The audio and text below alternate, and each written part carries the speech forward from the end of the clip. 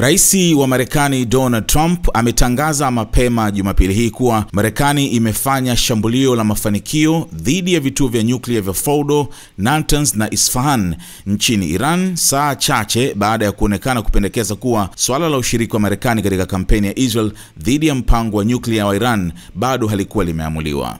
Uamuzi wa kushiriki Marekani moja kwa moja katika vita hii umekuja baada ya zaidi ya wiki moja ya mashambulizi ya Israel ambayo yaliharibu vituo vya nyuklia vya Iran, yaliharibu ulinzi wa anga na kuwaua maafisa wengi wa kijeshi wa ngazi za juu na wanasayansi wakuu wa nyuklia. Iran, kwa kulipiza kisasi, ilirusha makumi ya makombora ballistic yaliyolenga Israel. Idadi kamili ya mabomu imerushwa kwenye kituo cha msingi Fordo.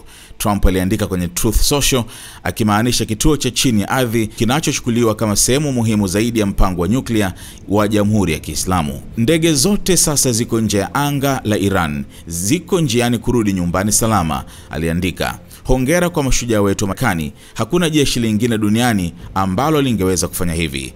Sasa ni wakati wa amani, Trump aliongeza. Alitoa maelezo zaidi kuhusu operesheni hiyo katika hotuba televisheni kutoka ikulu ya Marekani saa 10 jioni kwa saa za huko, akiwa amezungukwa na makamu wa rais JD Vance, waziri wa mambo ya nje Marco Rubio na waziri wa ulinzi Pete Hegseth. Lengo letu lilikuwa kuharibu uwezo wa Iran wa kuboresha nyuklia na kuzuia tishio la nyuklia linaloletwa na taifa namba 1 la udhamini wa ugaidi duniani, Trump alisema. Leo usiku naweza kuripoti kwa dunia kuwa mashambulizi yalikuwa mafanikio ya kipekee ya kijeshi, alisema. Vituo vya msingi vya kuboresha nyuklia vya Iran vimeharibiwa kabisa na kabisa. Thank you very much. A short time ago, the US military carried out massive precision strikes on the 3 key nuclear facilities in the Iranian regime: Fordo, Natanz, and Isfahan. Everybody heard those names for years as they built this horribly destructive enterprise. Our objective was the destruction of Iran's nuclear enrichment capacity and a stop to the nuclear threat posed by the world's #1 state sponsor of terror. Tonight I can report to the world that the strikes were a spectacular military success. Iran's key nuclear enrichment facilities have been completely and totally obliterated. Iran, the bully of the Middle East, must now make peace. If they do not, future attacks will be far greater and a lot easier. For 40 years, Iran has been saying death to America, death to Israel. They have been killing our people, blowing off their arms, blowing off their legs with roadside bombs. That was their specialty. We lost over 1,000 people, and hundreds of thousands throughout the Middle East and around the world have died as a direct result of their hate. In particular, so many were killed by their general, Qasem Soleimani. I decided a long time ago that I would not let this happen. It will not continue. I want to thank and congratulate Prime Minister Bibi Netanyahu. We worked as a team like perhaps no team has ever worked before. And we've gone a long way to erasing this horrible threat to Israel. I want to thank the Israeli military for the wonderful job they've done. And most importantly, I want to congratulate the great American patriots who flew those magnificent machines tonight, and all of the United States military on an operation the likes of which the world has not seen in many, many decades. Hopefully, we will no longer need their services in this capacity. I hope that's so. I also want to congratulate the chairman of the Joint Chiefs of Staff, General Dan Raisin-Kane, spectacular general, and all of the brilliant military minds involved in this attack. With all of that being said, this cannot continue. There will be either peace or there will be tragedy for Iran far greater than we have witnessed over the last 8 days. Remember, there are many targets left. Tonight's was the most difficult of them all, by far, and perhaps the most lethal. But if peace does not come quickly, we will go after those other targets with precision, speed, and skill. Most of them can be taken out in a matter of minutes. There's no military in the world that could have done what we did tonight, not even close. There has never been a military that could do what took place just a little while ago. Tomorrow, General Kane, Secretary of Defense, Pete Hegseth will have a press conference at 8 a.m. at the Pentagon. And I want to just thank everybody, and in particular, God. I want to just say we love you, God, and we love our great military. Protect them. God bless the Middle East. God bless Israel, and God bless America. Thank you very much. Thank you. Afisa asiyejulikana wa Israel ameliambia shirika la habari la Axios la Marekani kuwa Marekani ilitumia ndege za kivita za B-2 kushambulia vituo vya nyuklia.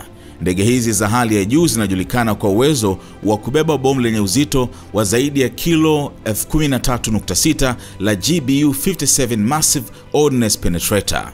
Bomu hili la bunker buster linachukuliwa kuwa na uwezo wa kuharibu kituo cha Fordo ambacho kilikuwa hakijaguswa kwa siku 8 zilizopita, hasa wakati Israel ilipofanya uharibifu mkubwa kwenye vituo vya Natanz na Isfahan.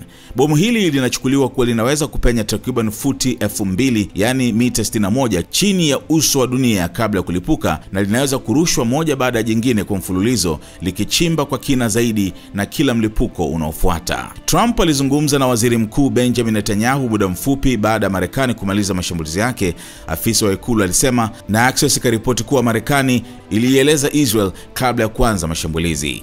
Hili limethibitishwa na Channel 12 ya Israel, ambayo imeripoti kuwa kundi dogo la mawaziri wakuu wa Israel lilikuwa likikutana tangu saa 10 jioni hadi muda mfupi baada ya tangazo la Trump. Katika taarifa video iliyochapishwa muda mfupi kabla ya Trump kutoa hotuba yake, Netanyahu alimshukuru rais wa Marekani kwa uamuzi wake wa kushambulia vituo vya nyuklia vya Jamhuri ya Kiislamu. Hongera Rais Trump, uamuzi wako wa ujasiri wa kulenga vituo vya nyuklia vya Iran kwa nguvu za ajabu na za haki za Marekani utabadilisha historia, alisema Netanyahu. Katika operesheni ya Rising Lion, Israel imefanya mambo ya ajabu sana, lakini katika hatua ya leo usiku dhidi ya vituo vya nyuklia vya Iran, Marekani imekuwa ya kipekee kabisa. Imefanya kile ambacho hakuna nchi nyingine duniani ingeweza kufanya, alisema. Historia itarekodi kuwa Rais Trump alichukua hatua za kuiharibia serikali hatari zaidi duniani silaha hatari zaidi.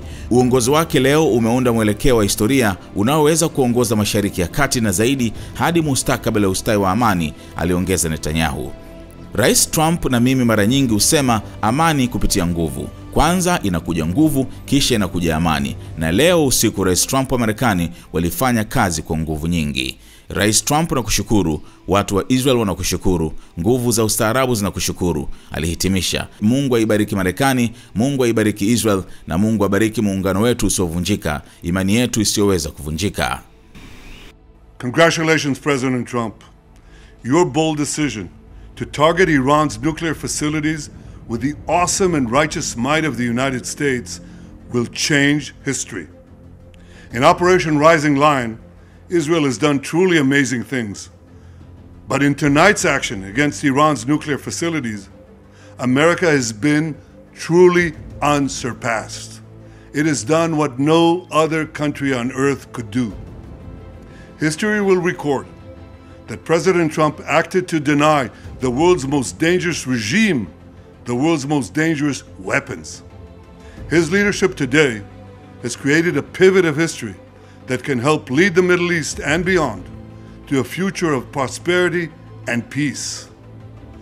President Trump and I often say, peace through strength. First comes strength, then comes peace.